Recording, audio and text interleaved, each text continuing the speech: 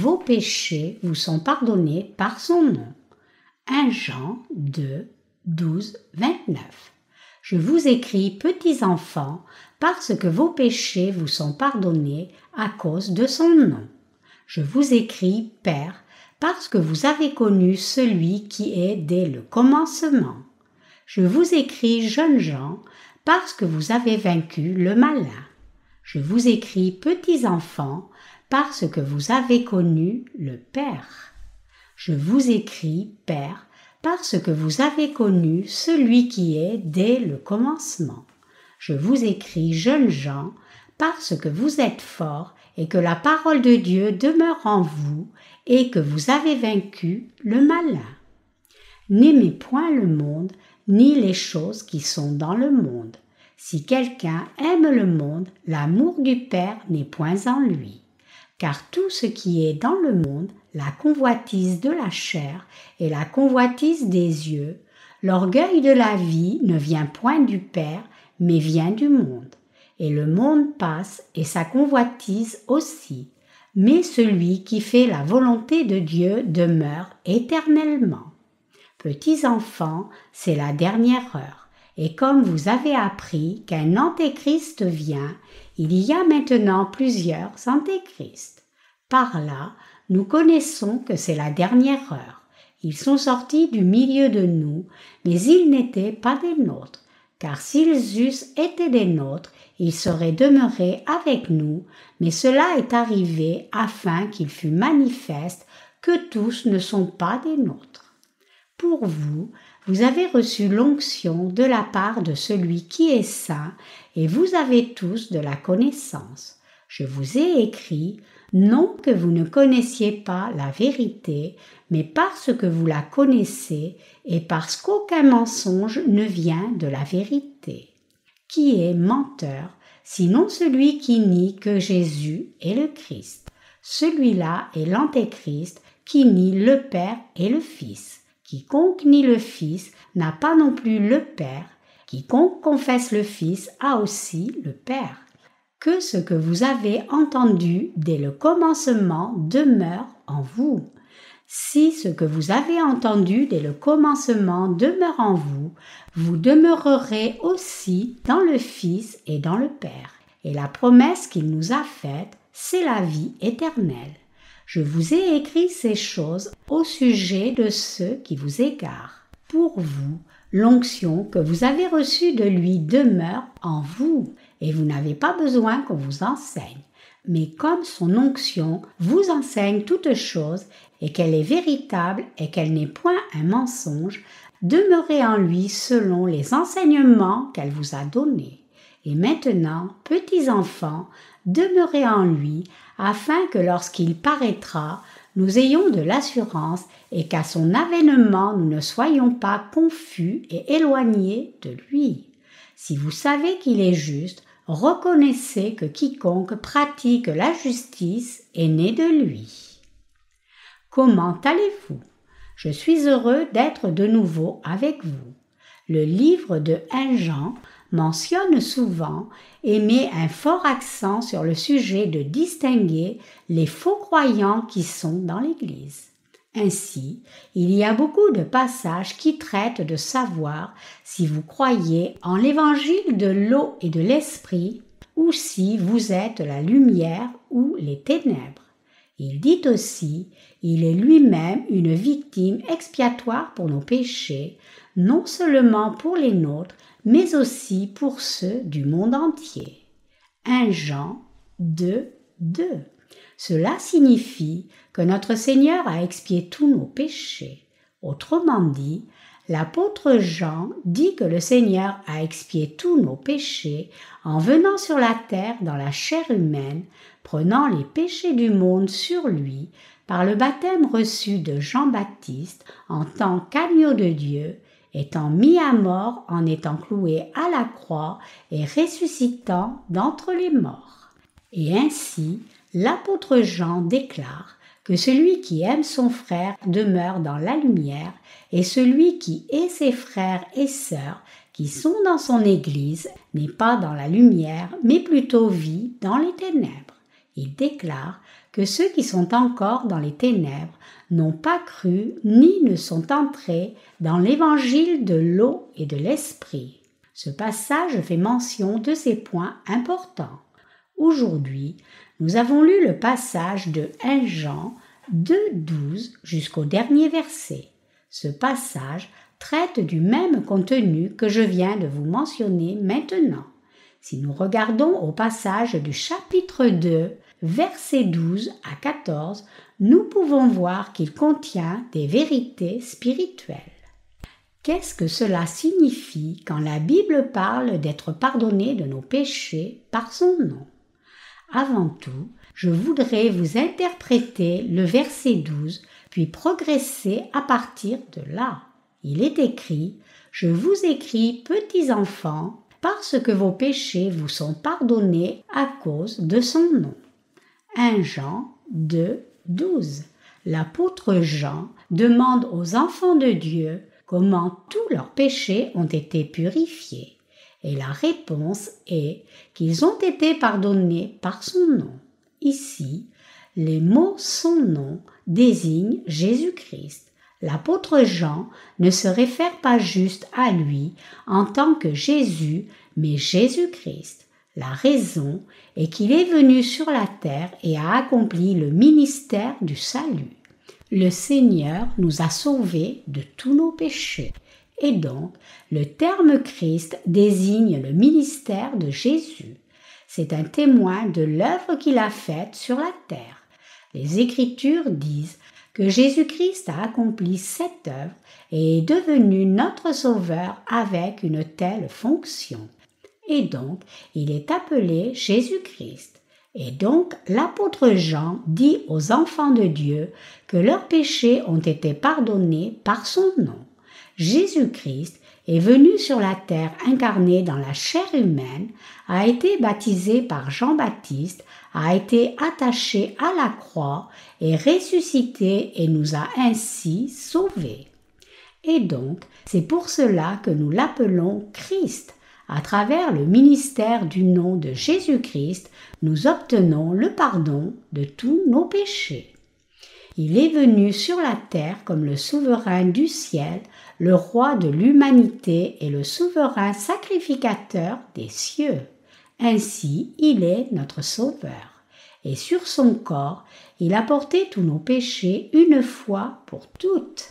Et donc, il est le sauveur et il est le prophète qui nous montre le chemin du salut. Jésus-Christ est le vrai prophète qui nous a enseigné la façon d'obtenir le pardon de nos péchés. En faisant les 3 fonctions de roi, de souverain sacrificateur et de prophète, et en accomplissant le rôle de sauveur sur la terre, il a pu assurément sauver ceux qui croient vraiment en lui. Il est le Fils de Dieu le Père et le souverain sacrificateur du ciel, et donc il a montré clairement que chacun peut recevoir la vie éternelle et être sauvé de ses péchés par son nom. C'est à cause du fait qu'à moins que quelqu'un ne reçoive la rémission des péchés, il ne peut entrer dans le royaume de Dieu. Jésus-Christ a dit qu'il est le souverain sacrificateur du ciel.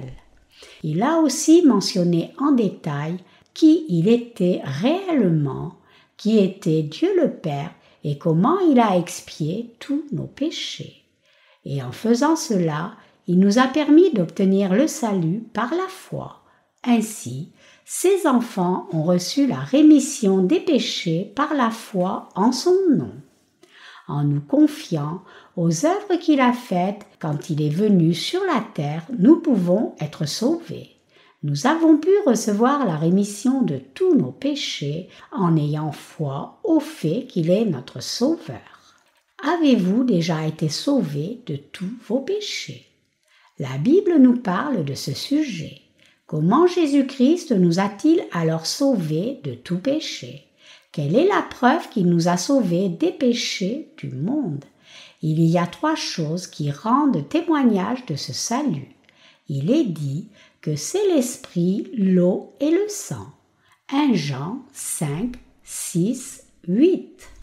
Cela décrit le fait que Jésus-Christ, qui est Dieu, est venu sur la terre dans la chair humaine comme souverain sacrificateur du ciel et a enlevé tous nos péchés une fois pour toutes en étant baptisé, et qu'il a porté les péchés du monde entier en allant à la croix et en versant son sang précieux pour nous, et qu'il est ressuscité des morts et a déversé le Saint-Esprit sur nous qui croyons en l'évangile de l'eau et de l'Esprit. Donc, cela signifie que le Seigneur devient vraiment notre Sauveur. Nous avons reçu le pardon des péchés une fois pour toutes par la foi au ministère de l'eau, du sang et de l'Esprit. Quiconque croit en l'évangile de l'eau et de l'Esprit recevra la rémission des péchés sur la base de sa foi authentique. L'épître a aussi beaucoup de répétitions, tout comme mes sermons. 1 Jean 2, 13 déclare « Je vous écris, Père, parce que vous avez connu celui qui est dès le commencement. Les pères de la foi connaissent celui qui est dès le commencement. Cela signifie qu'ils savent qui est Jésus-Christ et ils savent que le monde entier a été fait par Jésus-Christ. Ceux qui sont spirituellement matures comprennent que Jésus est Dieu. » Cette fleur ici n'est-elle pas un lys? Une personne qui connaît bien cette fleur sait assurément que c'est un lys. Comme un expert en fleurs connaît bien les fleurs communes, nous qui nous confions en la justice de Dieu, savons très bien que Jésus est Dieu, qui était dès le commencement et que notre Seigneur est le Créateur. Ceux qui sont matures dans leur foi et même ceux qui grandissent encore dans la foi savent tous que Jésus est le Sauveur. Nous savons aussi qu'il nous a sauvés par l'eau et le sang. Quand nous prions, nous appelons Dieu, Dieu le Père. Et il semble que nous ne devrions pas prier Jésus et que si nous continuons à prier le Père, il semble qu'il écoutera, donc sans même le savoir, nous prions en disant « Dieu le Père, Abba, Père ». Il est bon de prier Dieu le Père, mais notre Seigneur est Dieu pareillement. Ainsi, l'apôtre Jean dit en 1 Jean 2,13 « Je vous écris, Père, parce que vous avez connu celui qui est dès le commencement. Quand l'univers a été créé au commencement, qui était présent. Jésus-Christ était présent à ce moment. 1 Jean 1,2 dit « Ce qui était dès le commencement, ce que nous avons entendu, ce que nous avons vu de nos yeux, ce que nous avons contemplé et que nos mains ont touché, concernant la parole de la vie, car la vie a été manifestée. Et nous l'avons vue et nous lui rendons témoignage. Et nous vous annonçons la vie éternelle qui était auprès du Père et qui nous a été manifestée. » À qui ce passage se réfère-t-il? Il rend témoignage de Jésus. Si nous connaissons celui qui est dès le commencement, nous pouvons vaincre le malin comme il est écrit. « Je vous écris, jeunes gens, parce que vous avez vaincu le malin. » Ceux qui sont matures dans leur foi ont vaincu le malin. Le passage des Écritures d'aujourd'hui déclare aussi « Je vous ai écrit, petits enfants, parce que vous avez connu le Père. » Cela signifie que ceux qui ont reçu la rémission des péchés en croyant en l'évangile de l'eau et de l'Esprit peuvent appeler Dieu leur Père. Ils peuvent appeler Jésus-Christ leur Père. C'est pour cela que les Écritures nous disent ceci. Sur la base du niveau de maturité spirituelle, les exhortations correctes sont faites. Ce passage des Écritures répète « Je vous ai écrit, Père, parce que vous avez connu celui qui est dès le commencement. Je vous ai écrit, jeunes gens, parce que vous êtes forts et que la parole de Dieu demeure en vous et que vous avez vaincu le malin. » 1 Jean 2, 14. Les jeunes gens, dans la foi authentique, peuvent vaincre le monde, suivre le Seigneur au lieu de suivre ce monde et servir l'évangile de justice du Seigneur. C'est ce à quoi ce passage se réfère. Les versets 15 à 17 traitent du même sujet aussi. N'aimez point le monde, ni les choses qui sont dans le monde. Si quelqu'un aime le monde, l'amour du Père n'est point en lui.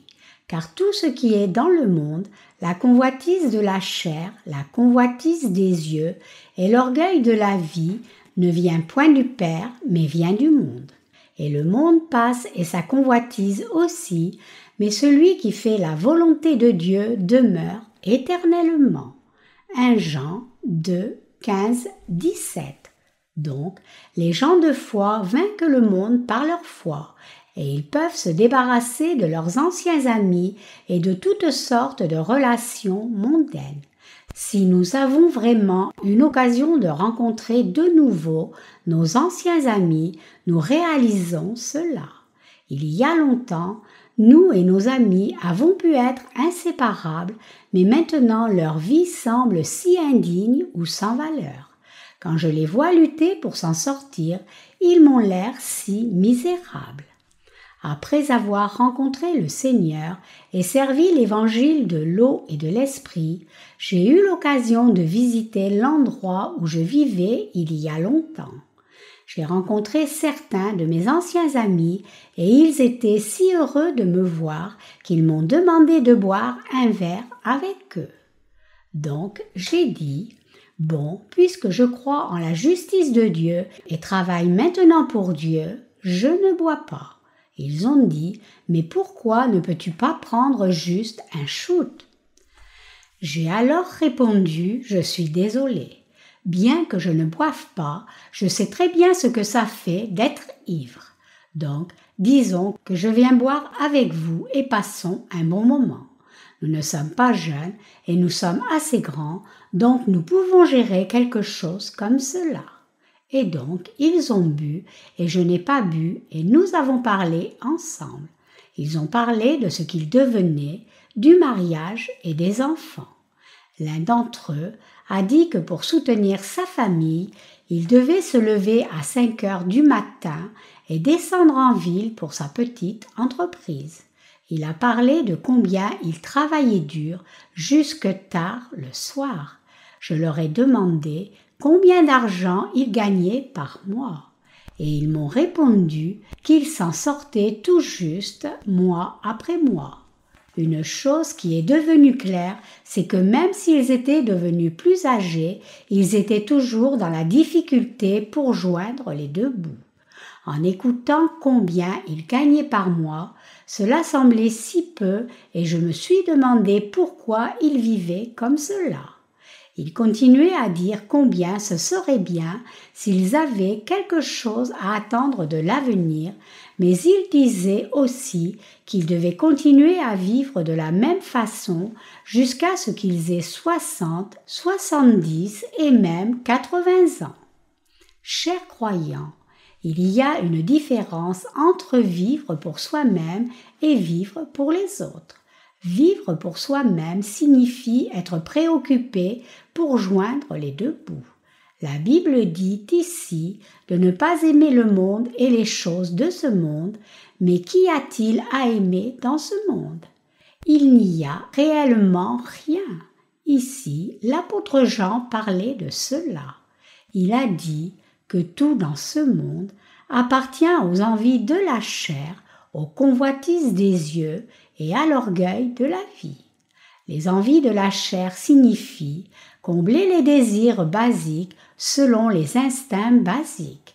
Les convoitises des yeux signifient regarder et écouter des choses bonnes et tentantes, et l'orgueil de la vie, c'est chercher la célébrité et la reconnaissance de ce monde. Mais est-ce si bien? Pour le définir plus clairement, une telle vie est menée en luttant pour joindre les deux bouts en s'en sortant tout juste. Ce n'est rien. Mener une telle vie peut sembler plausible, mais quand nous regardons de plus près à une telle vie, nous ne pouvons rien trouver de réel et digne là-dedans.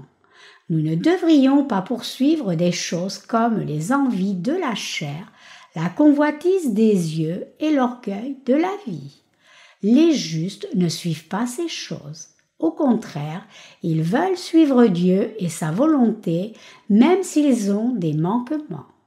Il est bon de suivre le Seigneur de cette façon. Ainsi, l'apôtre Jean dit maintenant que nous les saints qui avons reçu la rémission des péchés en croyant au nom du Seigneur, il nous appelle chacun père, jeunes gens ou petits-enfants, selon la maturité de notre foi, et il déclare aussi que nous avons vaincu le monde. Il dit que la vie d'une personne juste est vraiment celle qui triomphe du monde. Il continue de faire mention de cela jusqu'au verset 17, puis il déclare qu'il y a quelque chose d'autre qu'il veut mentionner ici, et cela concerne le fait que beaucoup d'antéchrists ont paru dans le monde. Qui est l'antéchrist dont l'apôtre Jean parle? L'antéchrist dont l'apôtre Jean parle est différent de l'antéchrist qui apparaît en Apocalypse 16. Il dit que parmi ceux qui ont entendu le même évangile de l'eau et de l'esprit, beaucoup d'adversaires et d'ennemis de Dieu ont paru. Autrement dit, il nous est dit que beaucoup d'antéchrists ont paru dans l'Église dont l'apôtre Jean était pasteur et dont il s'occupait des brebis.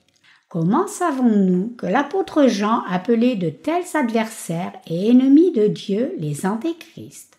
Nous savons cela parce qu'il est écrit « Ils sont sortis du milieu de nous, mais ils n'étaient pas des nôtres. Car s'ils eussent été des nôtres, ils seraient demeurés avec nous, mais cela est arrivé afin qu'il fût manifeste que tous ne sont pas des nôtres. » 1 Jean 2, 19. Un adversaire de Dieu est réellement un ennemi de Dieu. Alors, qui est ennemi de Dieu? Est-ce qu'une personne qui ne recherche pas la justice du Seigneur est ennemie du Seigneur? Une personne qui ne soutient pas l'expansion du royaume de Dieu n'est pas un allié, mais un ennemi. Un allié est quelqu'un qui est du même côté que nous, et un ennemi est quelqu'un qui est désigné comme un adversaire de Christ.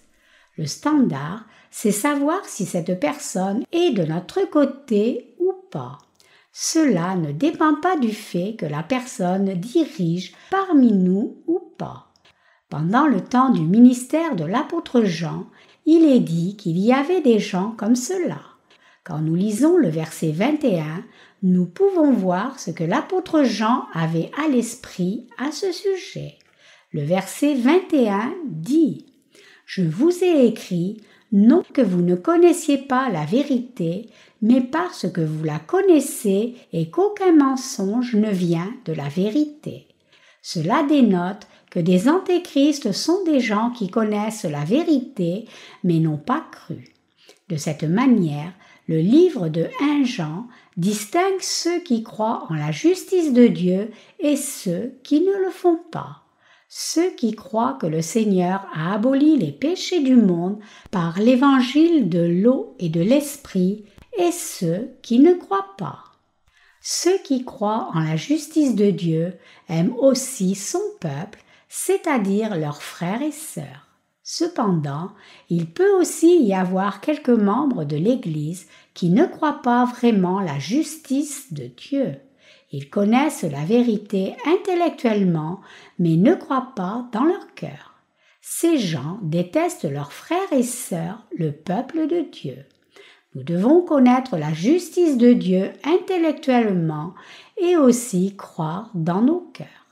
Ce passage dit que si nous ne croyons pas dans nos cœurs, nous n'aimons pas nos frères et sœurs, mais si nous croyons dans nos cœurs, nous les aimons. La différence vient de la différence de foi. De cette façon, l'apôtre Jean distingue la vie qui demeure dans la lumière de la vie qui demeure dans les ténèbres. Maintenant, à partir du verset 22, l'apôtre Jean commence à faire mention de qui sont ces antéchrists, ce qu'il avait l'intention de faire quand il a dit précédemment au verset 12 « Je vous écris, petits enfants, parce que vos péchés vous sont pardonnés à cause de son nom. » Donc, il est écrit « Qui est menteur, sinon celui qui nie que Jésus est le Christ? Celui-là est l'antéchrist qui nie le Père et le Fils. Quiconque nie le Fils n'a pas non plus le Père. Quiconque confesse le Fils a aussi le Père. » 1 Jean 2, 23.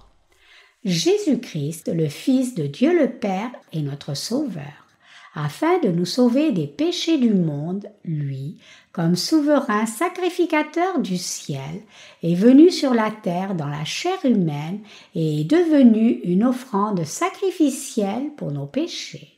Le Seigneur a été baptisé afin de prendre tous nos péchés sur son corps et a été attaché à la croix à notre place. C'est ainsi qu'il a sacrifié son propre corps comme notre offrande sacrificielle. De cette façon, le Seigneur a accompli le rôle de souverain sacrificateur du ciel en offrant son propre corps en sacrifice pour tous nos péchés. Le Seigneur est notre Sauveur. Cependant, il y a des gens qui renient ce Jésus-Christ et ces gens n'ont pas le Père. Celui qui reconnaît le Fils a le Père, mais ces gens qui ne croient pas que Jésus-Christ a expié tous nos péchés par l'eau, le sang et l'Esprit n'ont pas le Père. Pour ceux qui croient en la justice de Dieu, le Père de Jésus-Christ devient leur Père, mais ceux qui ne croient pas que Jésus-Christ a expié tous leurs péchés par l'eau, le sang et le Saint-Esprit n'ont pas le Père. Dieu le Père ne peut jamais être leur Père. C'est ce à quoi l'apôtre Jean fait référence quand il dit « Quiconque nie le Fils n'a pas non plus le Père. Celui qui confesse le Fils a aussi le Père. » Nous sommes devenus enfants de Dieu en recevant la rémission des péchés, en ayant foi en la justice de Jésus-Christ. Jésus est notre Sauveur et le Père de Jésus-Christ est notre Père. Donc, la personne qui a le Fils a aussi le Père, et quiconque a le Père a aussi le Fils. La personne qui se confie en Dieu le Père est celle qui croit que Dieu le Père a envoyé son Fils sur la terre et a enlevé tous ses péchés par l'eau et le sang à le Père. En d'autres termes, nous avons maintenant Dieu le Père et le Fils Jésus-Christ. En croyant en la justice de Dieu, nous pouvons avoir ces deux personnes divines. Autrement, nous ne pouvons pas les avoir. Et donc, nous pouvons chacun devenir un allié ou un ennemi de Dieu sur la base de notre foi ou non en la justice de Dieu. Nos œuvres ne comptent pas puisque nous faisons beaucoup plus de mauvaises choses quand nous sommes faibles et jeunes dans la foi. Ce qui compte, c'est si nous avons foi ou non en la justice de Dieu. Laissant les œuvres de côté, si quelqu'un a une foi faible ou est jeune, il peut agir de telle façon ou telle façon, mais que nous croyions dans nos cœurs ou pas, décide si nous sommes individuellement un allié ou un ennemi.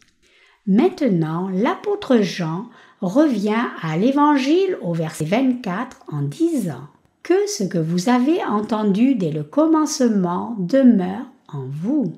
Si ce que vous avez entendu dès le commencement demeure en vous, vous demeurerez aussi dans le Fils et dans le Père. » Quelle est la chose que nous avons entendue dès le commencement? N'est-ce pas ce que nous avons entendu au sujet de Jésus-Christ, le Fils unique? N'avons-nous pas entendu la vérité qui a expié tous nos péchés par l'évangile de l'eau et de l'esprit? Si la même personne écrit une longue lettre, il y a une consistance du sujet qui pénètre tout le passage. La première épître de Jean révèle cette consistance. Donc, regardons à 1 Jean 5. Il est fait mention de ce sujet concernant ce que nous avons entendu dès le commencement.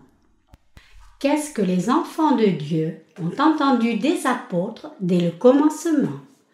Lisons 1 Jean chapitre 5 versets 5 à 8. Qui est celui qui a triomphé du monde, sinon celui qui croit que Jésus est le Fils de Dieu? C'est lui, Jésus-Christ, qui est venu avec de l'eau et du sang, non avec l'eau seulement, mais avec l'eau et avec le sang. Et c'est l'Esprit qui rend témoignage, parce que l'Esprit est la vérité. Car il y en a 3 qui rendent témoignage, l'Esprit, l'eau et le sang, et les 3 sont d'accord. 1 Jean 5, 5, 8. Qui est celui qui triomphe du monde, sinon celui qui croit que Jésus est le Fils de Dieu? C'est celui qui croit que Jésus est le Fils de Dieu, qu'il est venu sur la terre et qu'il nous a sauvés par l'eau et le sang.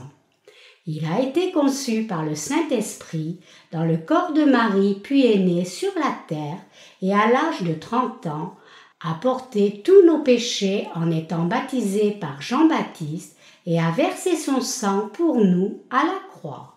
Il est ensuite ressuscité des morts et est devenu notre Sauveur.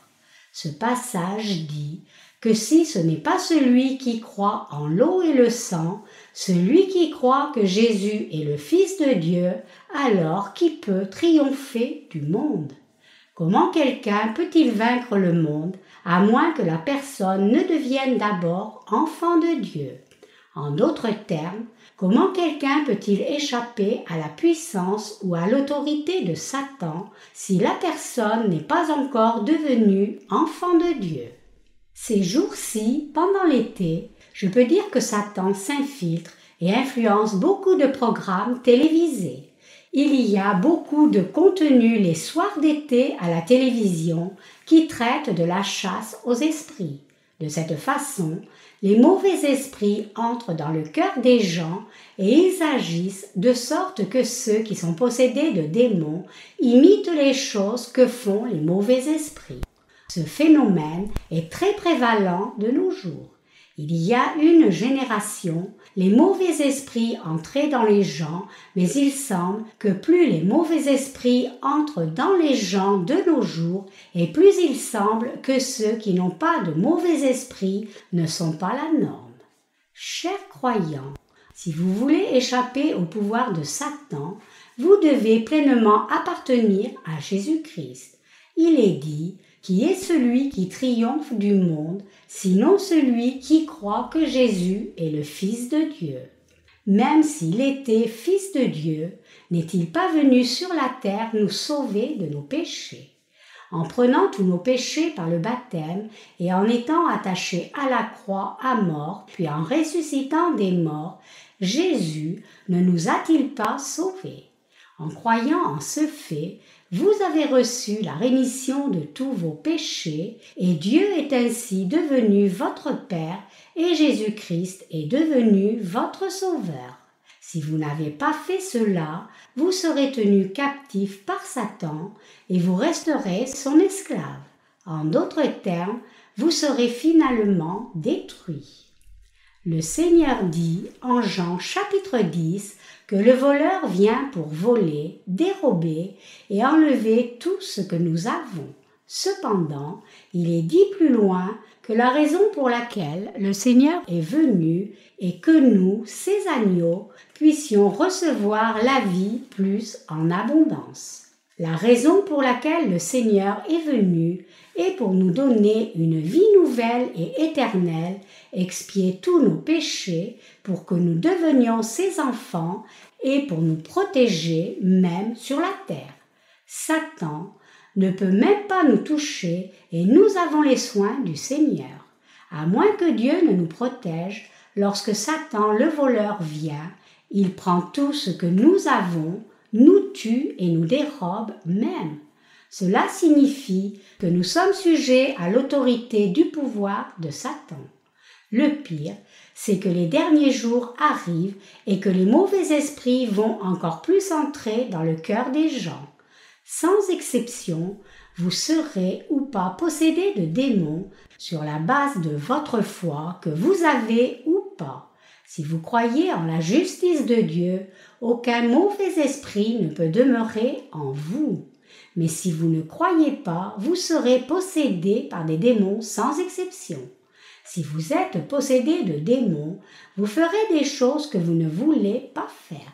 Si les mauvais esprits vous font faire ces choses, alors vous n'aurez pas d'autre choix que de leur obéir. C'est à cause de cela que l'évangile de l'eau et de l'esprit est quelque chose que nous pouvons choisir de croire ou pas. Nous devons appartenir soit à Dieu, soit au mauvais esprit. La liberté de choisir est à nous, mais en fonction de notre choix, la différence de résultat sera énorme. Il n'y a pas beaucoup de gens qui savent cela. Cependant, ce que j'essaie de vous dire, ou ce sur quoi j'insiste, c'est que Jésus nous a sauvés des péchés du monde en venant par l'eau et le sang. En d'autres termes, le Fils de Dieu a été conçu dans le corps de Marie par le Saint-Esprit, a été baptisé, l'eau, a été attaché à la croix, le sang, puis est ressuscité des morts et ainsi nous a sauvés de tous nos péchés. Croyez-vous tous ces faits? Si vous croyez cela, vous avez maintenant le Père et le Père de Jésus-Christ est devenu votre Père et Jésus-Christ est devenu votre Sauveur. Mais si vous n'avez pas le Fils, vous n'avez ni le Père ni Jésus-Christ. Alors, qui ou quoi avez-vous? Seules les condamnations et le diable existent dans vos cœurs. Y a-t-il quelqu'un dans l'Église de Dieu que je déteste? Y a-t-il quelqu'un que je n'aime pas? Si par hasard, quelqu'un fait quelque chose d'inexcusable ou d'inexplicable, je pourrais l'exhorter et faire des reproches à cette personne, mais il n'y a pas une seule personne parmi les croyants en l'évangile de l'eau et de l'esprit que je n'aime pas ou déteste dans mon cœur. Donc, est-ce que je déteste les gens du monde? Je peux détester leurs actions, mais comme le dit le dicton, d'haïr le péché mais pas la personne, je ne déteste même pas les gens qui sont dans ce monde. J'ai seulement de la compassion pour eux. Plutôt, j'ai de la compassion pour eux, alors je ne les déteste pas. Pour les enfants de Dieu, puisqu'ils ont le Saint-Esprit en eux, il est plus difficile de détester les autres que de les aimer. Il est plus difficile de maudire les autres que de les bénir. Pourquoi en est-il ainsi? C'est parce que le Saint-Esprit est en eux. Ce n'est pas le cas juste pour moi, mais pour vous aussi. Qu'en est-il de vous? N'est-ce pas le cas? Si, ça l'est. Donc, il est bon pour vous d'entendre un message comme cela assez tôt dans votre vie spirituelle. Certains pourraient dire, n'as-tu pas traité un Jean auparavant? Tu as déjà publié 2 livres sur cet épître et pourquoi reviens-tu dessus? À l'époque, j'ai juste traité simplement du sujet d'avoir ou pas reçu la rémission des péchés. Mais maintenant, je voudrais prêcher sur l'épître à un niveau plus profond. Mais cela ne reste-t-il pas nouveau pour vous? J'ai expliqué les choses basiques quand vous étiez jeune dans la foi. Et je suis passé à un autre sujet quand vous avez un peu grandi, et maintenant je prêche des sujets encore plus profonds puisque vous avez grandi encore plus. Même si je comprends et suis conscient de quelque chose de spirituel que vous n'êtes pas encore prêt à apprendre, je ne peux pas le prêcher. C'est une perte de temps. Je dois voir à quel niveau est l'assemblée et ce n'est pas juste de persister à dire « à quelqu'un qui est à un certain niveau, qui ne peut pas comprendre quelque chose. Ce n'est pas un enseignement correct. Maintenant, même en ce moment, Satan essaie d'entrer dans le cœur des gens avec les démons pour posséder les âmes, les esprits et les pensées des gens ainsi que leur corps, puis il essaie de les tuer. Ces œuvres de Satan arrivent sincèrement pas seulement dans notre pays, mais dans le monde entier. Nous vivons dans de tels temps, donc nous devons appartenir à Dieu sans faute. C'est parce que c'est alors seulement que nous pouvons avoir Dieu le Père ainsi que le Fils, car les Écritures disent que quiconque croit dans le Fils a le Père, et quiconque croit au Fils a le Père aussi. Nous qui croyons que Dieu le Père a planifié de nous sauver, nous humains, par son Fils, et nous a effectivement sauvés, et nous qui croyons aux œuvres justes que le Seigneur a faites, avons aussi le Père. C'est ce dont je parle. Qu'arrive-t-il si vous ne croyez pas cette vérité? Vous serez capturés par les démons. Alors, vous ne pourrez pas faire comme vous voulez. Si quelqu'un obtient la rémission des péchés, alors le Saint-Esprit demeure dans le cœur de cette personne, mais si cette personne n'a pas reçu la rémission des péchés, alors elle est effectivement possédée par le diable. Une fois que quelqu'un est possédé de démons, cette personne ne peut pas faire tout ce qu'elle veut. Je vous ai dit qu'autrefois j'étais possédée par un mauvais esprit il y a longtemps. Ce mauvais esprit chuchotait à mon oreille et me disait que j'avais péché il y a quelque temps et mon cœur me faisait si mal. Il touchait un endroit qui me faisait si mal, c'était tellement douloureux comme si on mettait du sel sur une vieille plaie. Et après, il continuait à dire quelque chose comme « Si c'est si douloureux, alors ne vaut-il pas mieux que tu meures au lieu de vivre ?» Si vous entendez quelque chose comme cela, cela commence à avoir du sens. C'est pour cela que vous voyez les gens possédés par de mauvais esprits se parler à eux-mêmes ou rire à voix haute soudainement. J'étais comme cela aussi. Donc je murmurais « Oui, je pense que tu as raison ». Personne ne savait ce qui se passait dans ma tête parce que les mauvais esprits me parlaient à moi seulement, disant « Ne vaudrait-il pas mieux que tu meures au lieu de vivre ?»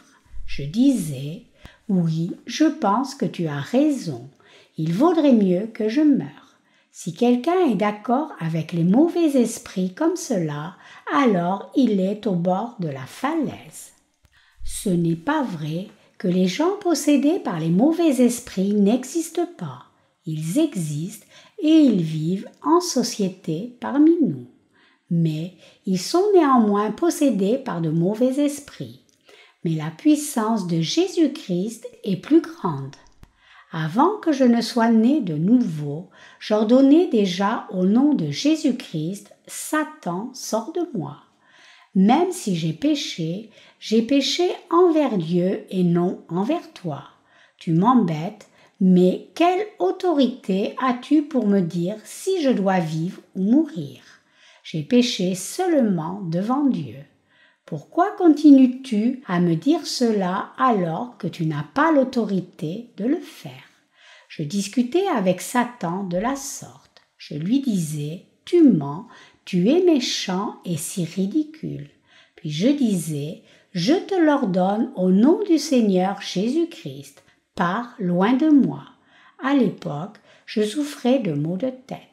Mais quand j'ordonnais comme cela, ils partaient soudainement et les maux de tête partaient immédiatement. De cette façon, même si quelqu'un n'est pas un croyant en la vérité, cette personne peut toujours expérimenter le pouvoir de chasser les démons si elle se confie et s'appuie sur le nom de Jésus-Christ. Jésus-Christ est le sauveur de l'humanité et il est par nature le vrai Dieu. Donc, Satan craint Jésus-Christ. Si vous ordonnez à Satan de partir dans le nom de Jésus-Christ avec assurance, il partira tout de suite.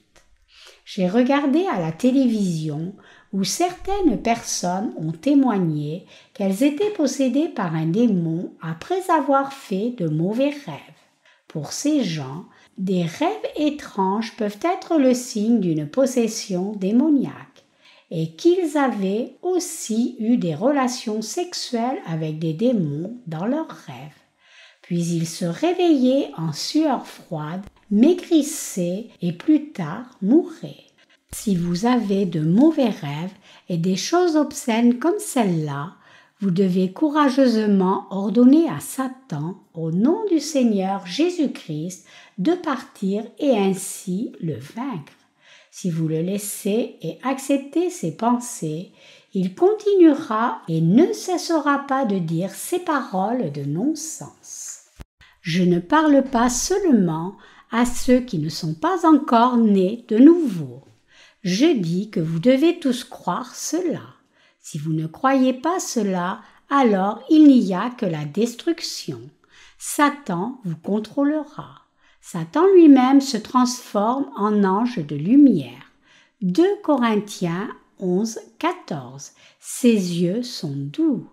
Satan est celui qui s'est opposé à Dieu et ceux qui l'ont suivi sont tombés du ciel.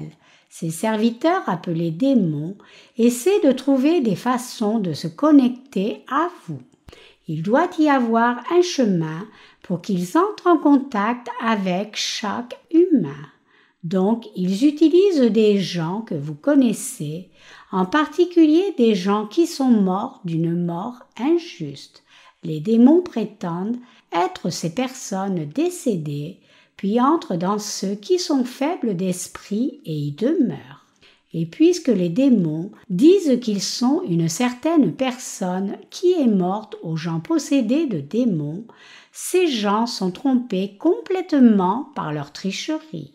C'est ainsi que les démons agissent, et puisque les démons entrent au nom de quelqu'un que les gens connaissent très bien, beaucoup d'êtres humains sont complètement trompés.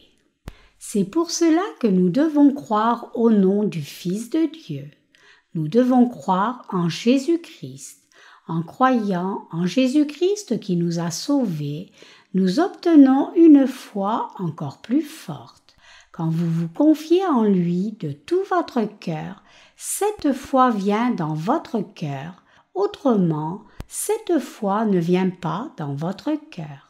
Ce n'est pas assez de le savoir juste intellectuellement.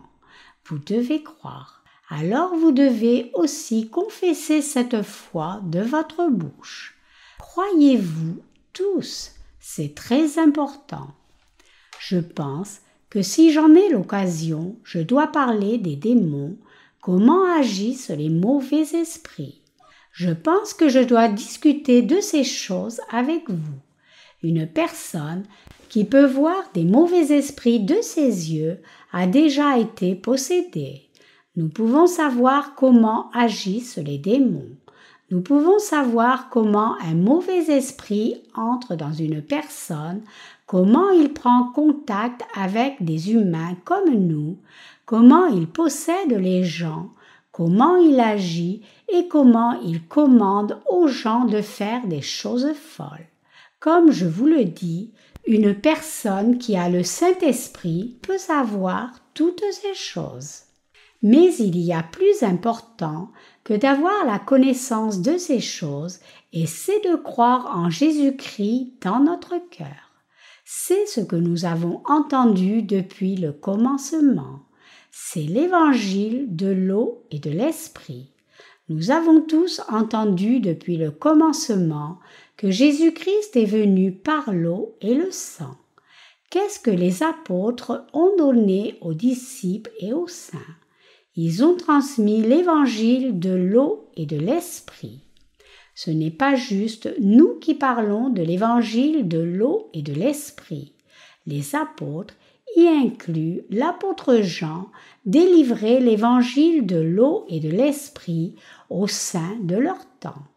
L'évangile de l'eau et de l'esprit est ce dont les apôtres ont parlé dès le début et c'est ce que les croyants ont entendu depuis le commencement. Donc, il est écrit que ce que vous avez entendu dès le commencement demeure en vous.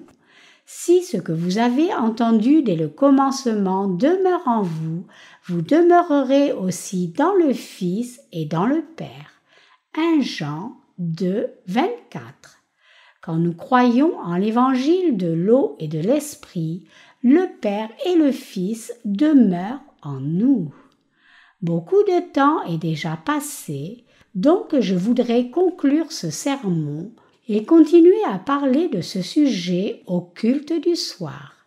Je viens de commencer et de donner l'introduction sur ce sujet. Je dois continuer au lieu de vous donner seulement l'introduction parce que cela n'est d'aucune utilité si nous nous arrêtons là. Néanmoins, vous et moi, comme je vous l'ai enseigné dans l'Église de Dieu, devons demeurer dans le Seigneur. Si vous êtes en Christ, vous devez vivre de façon juste, mais si votre cœur ne demeure pas en Christ, vous partirez dans le monde. Votre cœur doit rester dans le Seigneur. Concluons maintenant et continuons plus tard ce soir. Il est écrit « Et maintenant, petits enfants, demeurez en lui, afin que, lorsqu'il paraîtra, nous ayons de l'assurance et qu'à son avènement nous ne soyons pas confus et éloignés de lui. » 1 Jean 2, 28. Si nous demeurons dans le Seigneur, nous n'avons pas honte devant le Seigneur. Au contraire, si nous ne demeurons pas dans le Seigneur, alors nous aurons honte. Cette honte désigne la destruction. Je vous parle de votre possible destruction avec le temps. Le passage des Écritures d'aujourd'hui continue en disant « Si vous savez qu'il est juste, reconnaissez que quiconque pratique la justice est né de lui. » 1 Jean 2, 29. Chers croyants, vous devez connaître le fait que ceux qui pratiquent la justice sont fils de Dieu et serviteurs de Dieu. Savez-vous tous cela? Un vrai croyant montrera cette foi authentique par ses actions justes. Une telle personne de foi sert le Seigneur sous toute forme et action. N'est-ce pas vrai? Oui, c'est vrai. Je prépare un livre de sermons intitulé « Êtes-vous encore en agonie sur vos péchés personnels ?» Donc, je dois prêcher beaucoup de sermons pour publier ce livre, mais je trouve cela un peu difficile. Néanmoins, c'est toujours bon que nous méditions sur la parole de Dieu ensemble comme cela. En tout cas, quelle est cette époque et ce temps que nous vivons maintenant? C'est l'époque de l'Antéchrist, c'est le temps du diable, c'est l'âge de l'Antéchrist. C'est un temps où les mauvais esprits sont à l'œuvre en toute liberté. Savez-vous combien de gens sont possédés de mauvais esprits? Si nous ne faisons pas attention, en d'autres termes, si nous ne restons pas dans le Seigneur, vous et moi serons aussi possédés de mauvais esprits. Les mauvais esprits savent bien si nous croyons la vérité ou pas. Ne le savent-ils pas? Ils savent certainement quel est notre état spirituel. C'est pour cela que vous devez croire fermement en l'évangile de l'eau et de l'esprit. Vous devez tenir ferme sur cette vérité. Vous et moi sommes des vases. Nous sommes soit des vases que le Seigneur peut utiliser, soit des vases que le diable utilise. Sur la base de qui nous utilise, nous serons soit honorés, soit rejetés. Le diable utilise n'importe quel vase puis le rejette et le détruit. Au contraire, Dieu nous utilise pour la grande cause et nous purifie pour porter plus de fruits, comme il a dit. Tout sarment qui porte du fruit, il l'émonde, afin qu'il porte encore plus de fruits. Jean 15, 2. Même s'il y a quelque chose qui manque, il nous renouvelle par l'évangile de l'eau et de l'esprit et nous purifie. Ce sont les différents sorts des différents types de vases. C'est un temps où nous devons être bien éveillés. C'est vrai. J'espère que vous ressentez la même chose et êtes d'accord avec moi. Je vais terminer le message ici. Alléluia.